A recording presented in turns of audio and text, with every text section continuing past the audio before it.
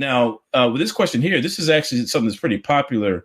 And I learned this from you and David Wood, actually. So the question is, this is from Amir Shafra. And let me be clear in saying I'm not asking this question to, make light of him or try to put him on the spot or anything like that, but it's a teaching opportunity. So he asked the question, he says, where in the Bible does Jesus say, I am God, worship me? Now, the way this is phrased, this is a very popular question that many Muslim apologists or just kind of like Muslims teach their followers or whatever to ask Christians. It's kind of like a stump you kind of a thing, and they teach them to frame it in this particular way. Now, I'm gonna let you take a stab at this, but one thing I want to say is that when people ask you a question or when they raise an objection to Christianity, you always want to be looking for the presuppositions. What does the question presuppose? What are the presuppositions that undergird the question? Now, the presupposition is that in order to have justification for referring to Jesus as God, you would have to have some text where he explicitly states it in the manner that is framed in this question. And if you can't provide something like that, then therefore you don't have justification for affirming that Jesus is God. Now, the reality is, going back to what Anthony was saying, is that there are various passages that we can refer to by which we can affirm that Jesus did indeed indicate that he was God. And some of them weren't necessarily a matter of him making some declarative statement to that effect, but it was in demonstrating through his actions. He had these different miracles that he did that affirmed, hey, you know what?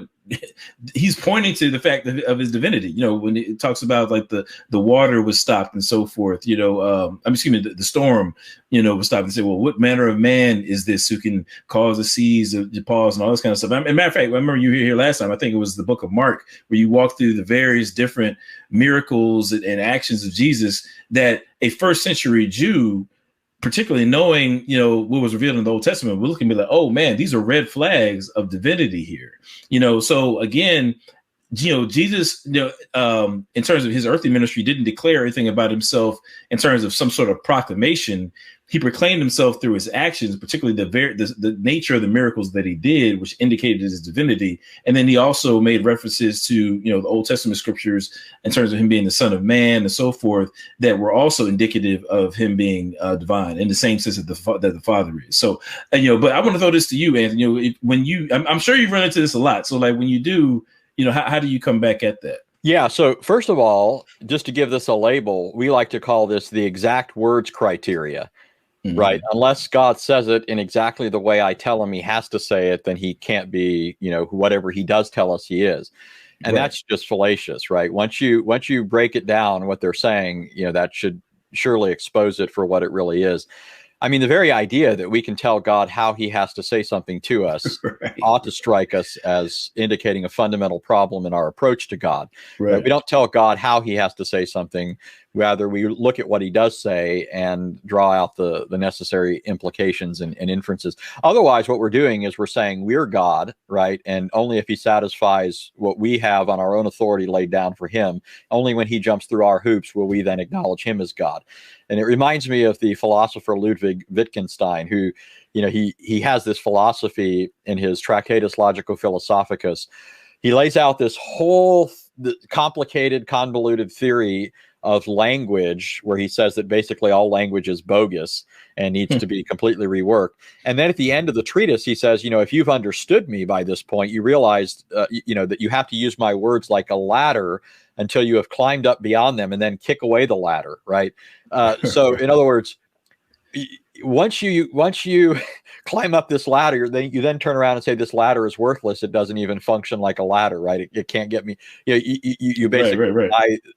But so self-defeating, right? Yeah, that's what this kind of approach is, right? It's saying I'm going to play God, tell you how you have to say it, and only after that will I acknowledge that you're God. Well, if he's only God on the basis of the passing your criteria, then he's not really God, is he? Right? We're called to bow down to what he says, not make him bow down to what we say. But now the other thing is, so now let's apply this question to the assumption of the questioner. The questioner assumes the Father is God, right? And he wants us to show that Jesus used this language. Well, let's turn the question back on the questioner, and I mean that respectively, but respectfully. But where does the Father in the gospel, since we're talking about Jesus in the gospels, where does the Father say, I am God, worship me? I can tell you of a certainty, you will never find it. There is no such statement. We do find Jesus telling people to worship the Father. We find the apostles telling people to worship the Father, right? But that's the same sort of thing that we find when it comes to Jesus, right? We find apostolic proclamations to this effect. We find prophetic statements to this effect. So if the questioner's assumption were valid, then it wouldn't only disprove that Jesus is God, it would disprove that the Father is God, because you never have the Father speaking that way. Ironically, you do have the Father saying about Jesus that he is God and that you're to worship him. Right? So surely if the assumption of the question is the Father is God without question, but not Jesus, so we need proof that Jesus is. So if that's the assumption, then if we can find the Father saying it, then that should be sufficient, right? So for example, in Hebrews 1 verse 8, the Father says about the Son, your throne, O God, is forever and ever. So the Father calls the Son God. In verse 6, just 2 verses prior to that, the Father says about the Son, let all the angels of God worship him. So here we have, in the space of 2 or 3 verses, the Father calling Jesus God, commanding the heavenly hosts to worship him. If the heavenly hosts, who are higher than us, are commanded to worship him, how much more are we required to worship him? And of course, we do find people worshiping him. Now, because Jesus in the Gospels identifies himself as the one who spoke to people in the Old Testament, right? We can go back to the Old Testament and see things that Jesus said about himself. As an example, we looked last time at John 8:58. Remember, throughout the context, Jesus is identifying himself as one who was known to and spoke face to face with Abraham. Right? The Jews are livid with Jesus because Jesus is saying they're not truly descendants of Abraham spiritually, because they're trying to kill him. But Abraham did not do this, right? Abraham did not try to kill him.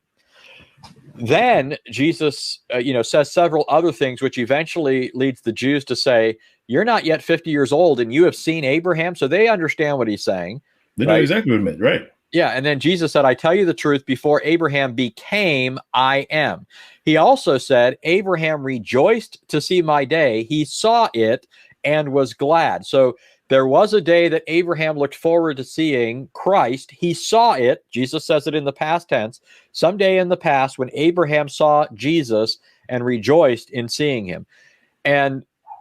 And so here, Jesus not only says that he saw Abraham, by the way, but he says he's eternal. Before Abraham became, I am. He contrasts the temporal becoming of Abraham with his eternal existence.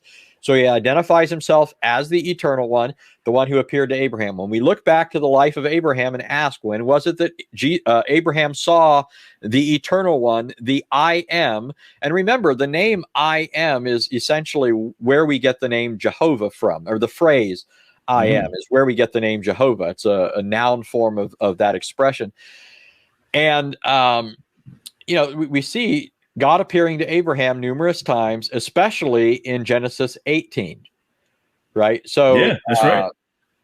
So does the one who appears to Abraham and to the patriarchs and the prophets in the Old Testament say, I am God, worship me? Absolutely, over and over again, right? Since Jesus says, I'm that person, it doesn't take an especially rational person, who's, I guess, spent 8 years studying logic to understand the implications of this, right? And, to your point, I mean, they knew exactly what it meant. The people that he was talking to knew what he meant, for sure. Yeah, and that makes another point for us, and it ties in with what you're talking about.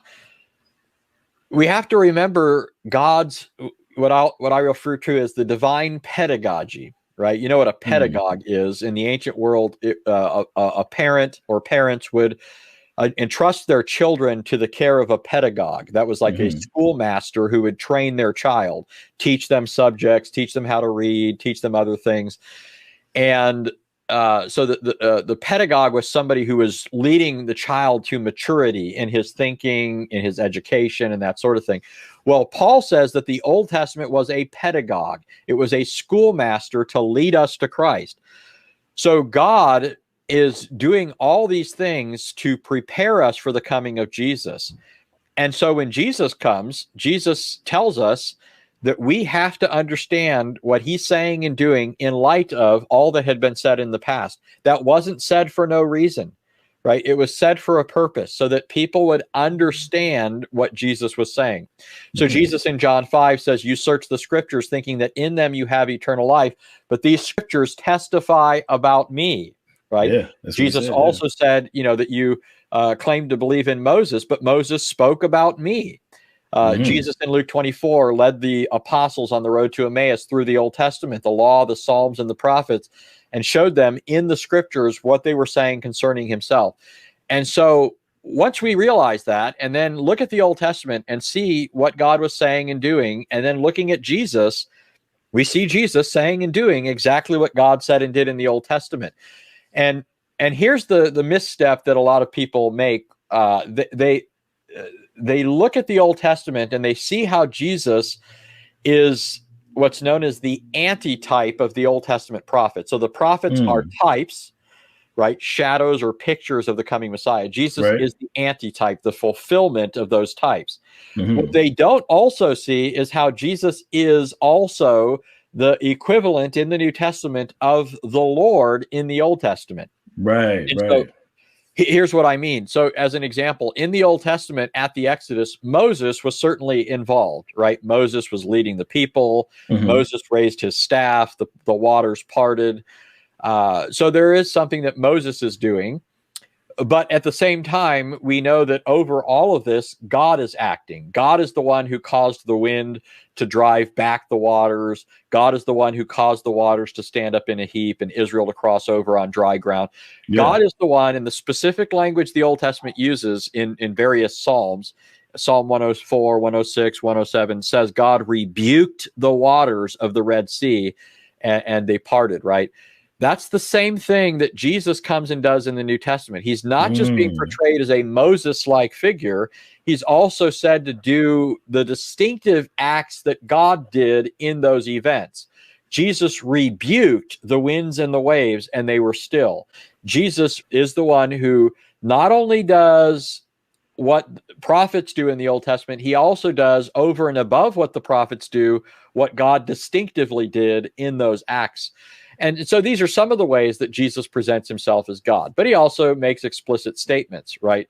Jesus explicitly says, Mark 2:28, I am the Lord of the Sabbath, right? That's explicit language. The Lord of the Sabbath. Nobody could say that but the Lord, right?